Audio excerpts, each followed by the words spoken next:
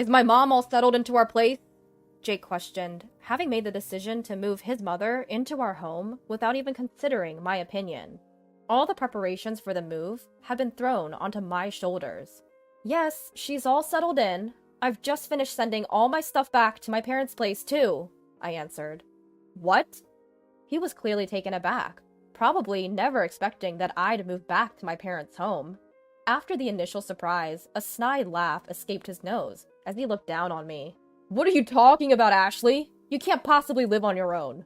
Little did Jake know about my determination, how much I've been earning on my own lately. You, spending all day staring at a screen on your phone or computer? You can't possibly manage on your own, Jake sneered. Well, I'd just have to show him, wouldn't I? There's no way I'm turning to him for help anymore. I'll prove that I can survive on my own. My name is Ashley, and I'm 46 years old. I've been married for about 20 years.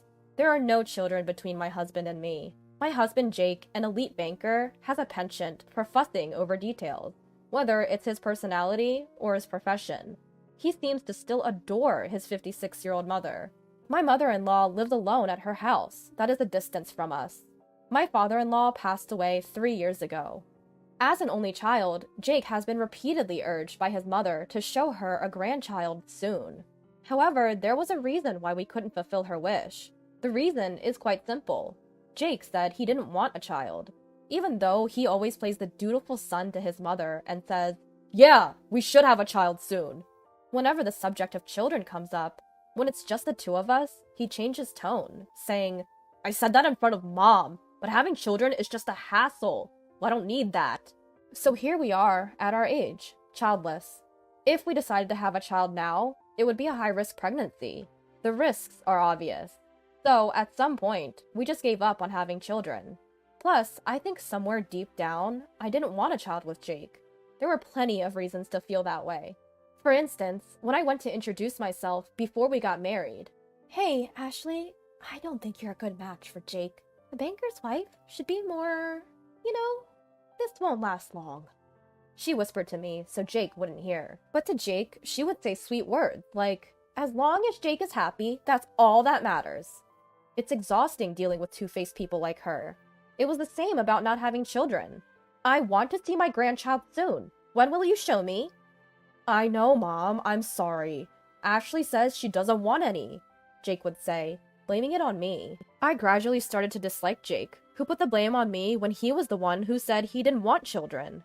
I don't know if it's because he loves his mother so much, but I wonder if this is what people call a mama's boy. His mother's words are absolute for him, and he won't stand up for his wife, me. "Ashley, why don't you want children?" "She said it's because it seems like a hassle to have them." "Well, you're such a cold person. Jake, are you sure you want to be with this woman?" "It's fine. If I weren't here, Ashley couldn't survive. It can't be helped." "Oh, how kind of you, Jake. Ashley, you need to thank Jake properly." "That's right. Who do you think is supporting you?" Yes, they would laugh at me together. And it wasn't just that. They did the same about my mother. "Ashley is such a terrible person. I bet the person who raised her is even worse." "Yeah, they say the apple doesn't fall far from the tree." That's absolutely true. Jake is just like his mother. But I couldn't stand them talking ill about my own mother. I should have spoken up at the time, but I was too preoccupied with taking care of my father-in-law. While I was there, I was in charge of caring for him. My father-in-law couldn't do anything on his own. He was suffering from a rare disease where his muscles were gradually stiffening. As a result, my father couldn't manage to eat or eliminate on his own. When I wasn't around, I didn't know if my mother-in-law looked after him or if they had a caretaker visiting. However, knowing my mother-in-law, I bet they had a caretaker. I couldn't imagine her taking care of him herself. If she had a shred of empathy, she wouldn't have left all the care to me alone. Knowing I couldn't voice any objections, Jake started feeding her all sorts of stories about me. I can't stand this anymore. I don't want to continue this marriage. I want to leave.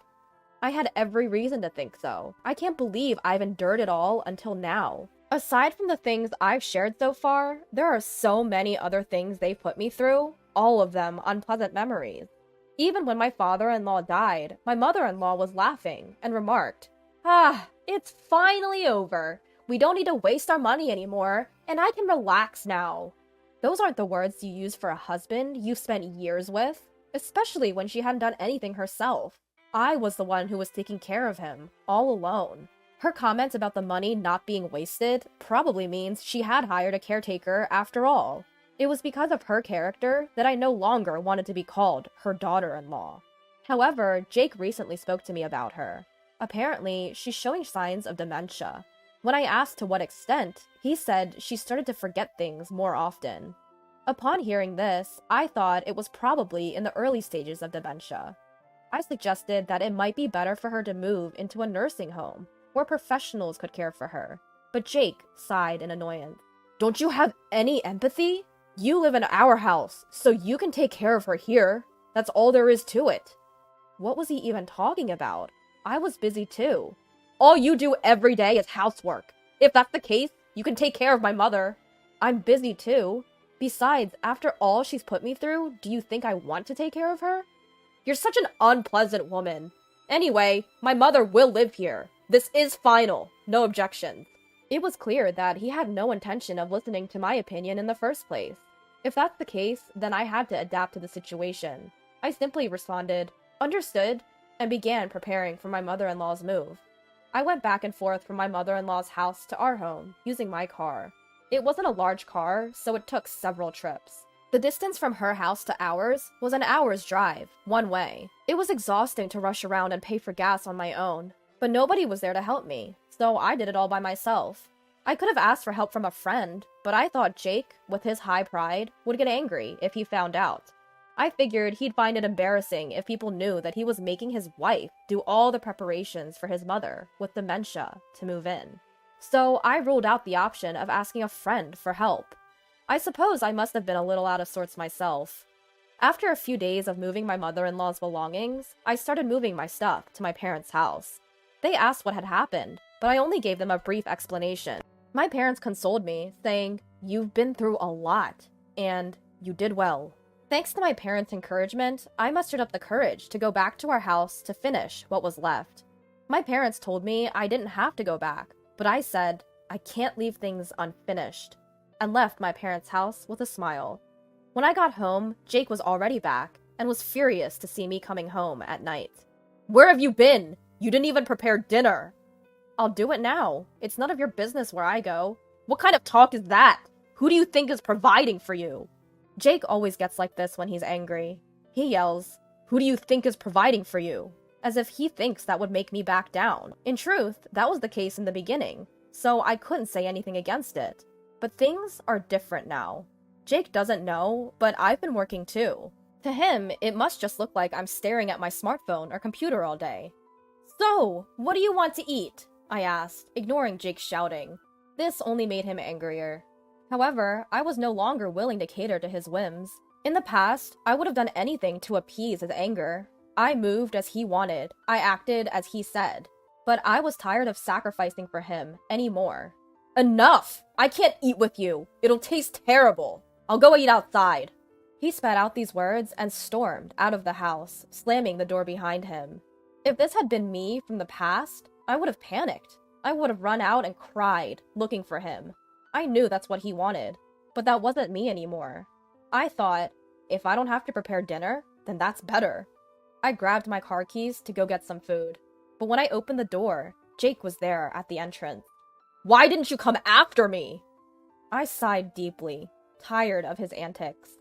"You were the one who said that a meal with me would be distasteful. That's why I didn't come after you," I explained, frowning, as if to ask, "Don't you understand?"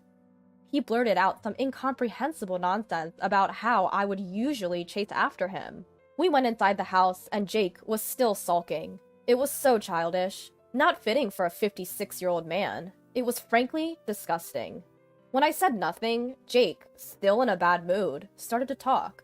"Did you finish moving my mom?" Jake, who had decided on living with his mother without asking me, and had thrown all the preparation onto me. "I'm done! I've just finished sending all my stuff to my parents' house." "What?" He probably didn't think I would actually go back to my parents. He smirked at me, a condescending laugh.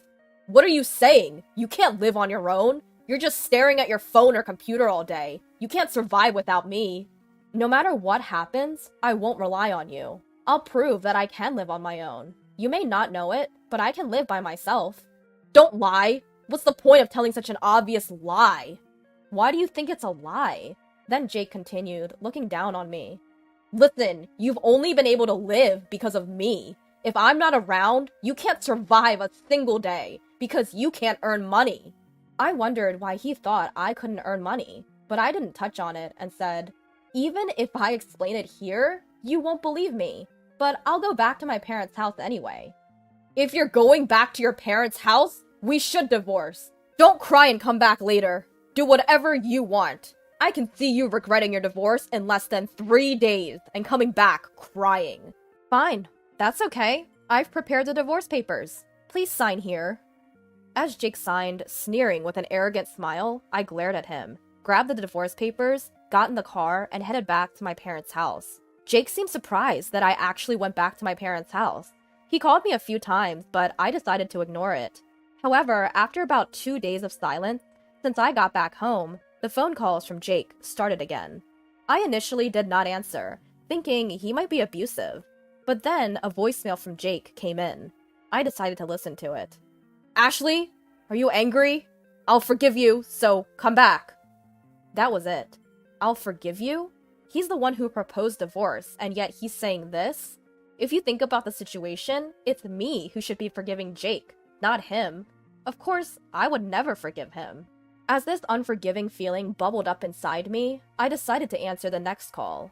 However, contrary to this resolution, I didn't hear from Jake for a while. I thought he had given up, but then the phone rang.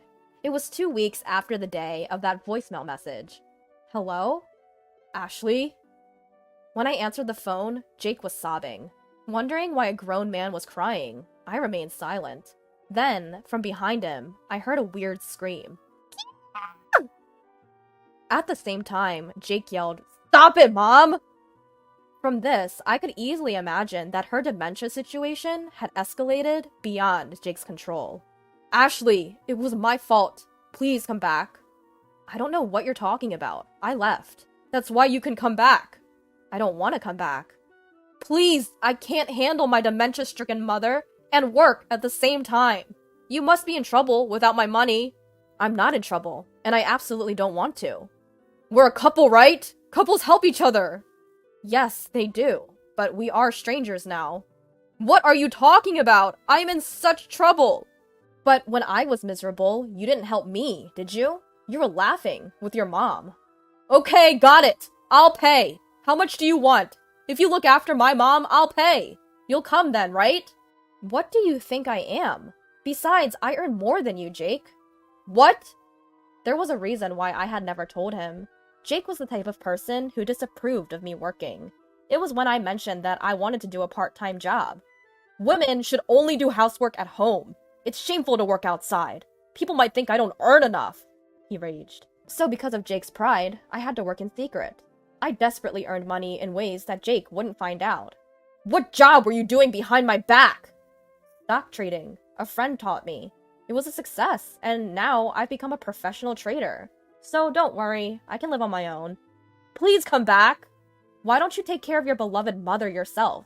Besides, you're the one who suggested divorce. You actually filed for divorce? You thought I wouldn't?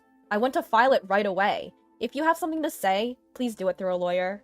At my cold words, Jake kept repeating, I didn't really mean to divorce. Please come back. I said I was busy and hung up, then contacted a friend to introduce me to a lawyer. He agreed to represent me right away, and from then on, all communication was done through the lawyer. It took a bit of time, but I managed to finalize the divorce. And this is what I heard from the lawyer. It seems that my mother-in-law's wandering habit has worsened. She often sneaks out in the middle of the night and dines and dashes at convenience stores. She's been banned from countless places. Not only that, but when she's at home, she smears filth on the walls and eats things she definitely shouldn't, causing a big mess. On top of that, because of her shrill screams, complaints and reports from the neighbors never cease, and the police often visit. Despite the situation, Jake didn't resort to day services because of his ridiculous pride, saying, "People might think I'm a bad son if I leave my mother to a day service. It's shameful. It's not something a capable man like me should do. It could all be resolved if Ashley just came back. I heard that Jake, who used to rely on me and push everything onto me, is now a complete mess, incomparable to those days. He's thin, with hollow eyes, possibly from lack of sleep, and his appearance has become so ghost-like that it's even a topic of conversation in the neighborhood. When I heard that, I thought, it serves him right, but I didn't say it out loud and just thanked the lawyer. As for me, I've moved to the top floor of a tower apartment with my parents. Jake had always belittled my parents, but now I'm really glad I could live in a nice place with them. Finally free, I'm spending very happy days looking at the beautiful scenery every day.